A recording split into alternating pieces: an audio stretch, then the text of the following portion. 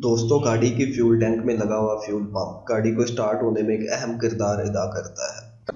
Fuel pump गाड़ी के fuel की सप्लाई को फ्यूल इंजेक्शन सिस्टम यानी फ्यूल इंजेक्टर्स तक पहुंचाता है, जिसके रिएक्शन में गाड़ी स्टार्ट होती है।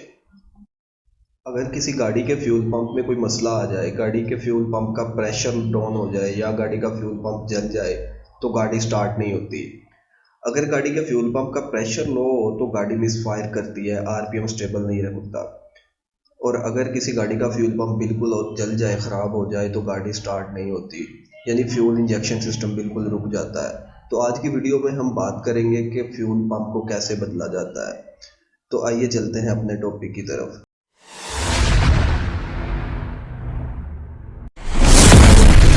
सबसे पहले, अगर आपने अभी तक हमारा चैनल सब्सक्राइब नहीं किया, ऑटोमोटिव टेक्निकल वीडियोस के लिए सब्सक्राइब करें pit stop auto garage.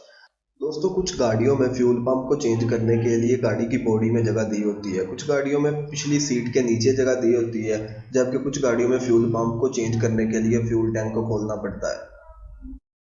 Fuel tank को खोलने के लिए सबसे पहले गाड़ी की फ्यूल टैंक के नीचे लगा हुआ फ्यूल कवर को खोला जाता है। फ्यूल टैंक के नीचे लगे हुए कवर को खोलने के बाद गाड़ी की मेन फ्यूल सप्लाई, जहाँ से हम फ्यूल टैंक में फ्यूल डालते हैं, उसके मेन पाइप को उतारा जाता है। उसके बाद उसके एयर वाले पाइप को उतारा जाता है।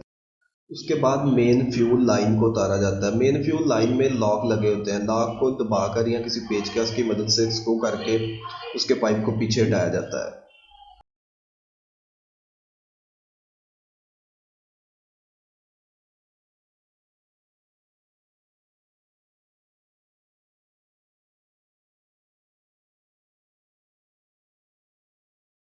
मेन पाइप लाइन के दोनों पाइप उतारने के बाद गाड़ी के फ्यूल टैंक के दो बोल्ट्स को खोला जाता है।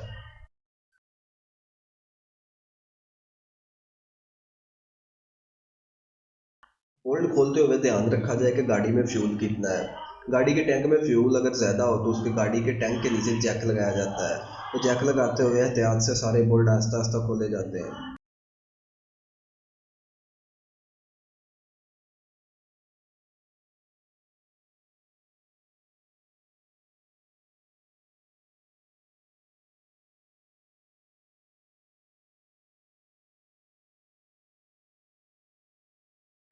और गाड़ी की टैंकी आस्ता आस्ता नीचे आना शुरू हो जाती है। जब टैंकी नीचे आ जाए तो फिर उसका फ्यूल पंप के ऊपर वाले कवर से पाइपलाइन हटाई जाती है।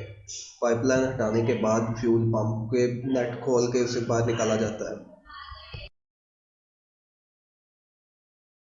फ्यूल सबली से फ्यूल एक्सटेंट वाल लैदा करके और फ्यूल फिल्टर खोलने के बाद इसके अंदर से फ्यूल पंप मोटर निकाल के इसे चेंज किया जाता है और इसे दोबारा इसी तरह फिट करके गाड़ी को स्टार्ट किया जाता है।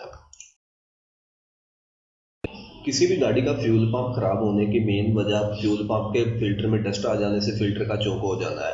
अगर गाड़ी का फिल्टर चोक हो जाए तो फ्यूल पंप को फ्यूल सप्लाई करने में काफ़ी दिक्कत आती है, जिसकी वजह से फ्यूल पंप जल जाता है या हीट अप होने की वजह से स्टंट हो जाता है।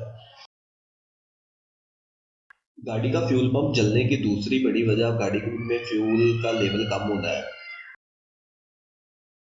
ध्यान रखा जाए कि गाड़ी का फ्यूल लेवल हमेशा आधे से थोड़ा ही कम हो। अगर गाड़ी का फ्यूल टैंक हमेशा कम रहेगा तो गाड़ी का फ्यूल पंप जलने के चांस ज़्यादा होते हैं, क्योंकि गाड़ी का फ्यूल पंप फ्यूल के अंदर डूब कर काम करता है। अगर गाड़ी का फ्यूल पंप पेट्रोल के अंदर डूबा हुआ ना हो तो इसके जलने के ज़्यादा होते हैं, क्योंकि इसे फ्यूल खींचने में ज़्यादा जोर लगाना पड़ता है। दोस्तों, आज की वीडियो में हमने बात की है फ्यूल पंप की रिप्लेसमेंट के बारे में। अगर वीडियो पसंद आए तो लाइक और शेयर करें। मज़ीद ऑटोमोटिव वीडियोस के लिए सब्सक्राइब करें हमारा यूट्यूब चैनल। फिलहाल के लिए खुदा हाफिज़, मिलते हैं इंशाल्लाह नेक्स्ट वीडियो में।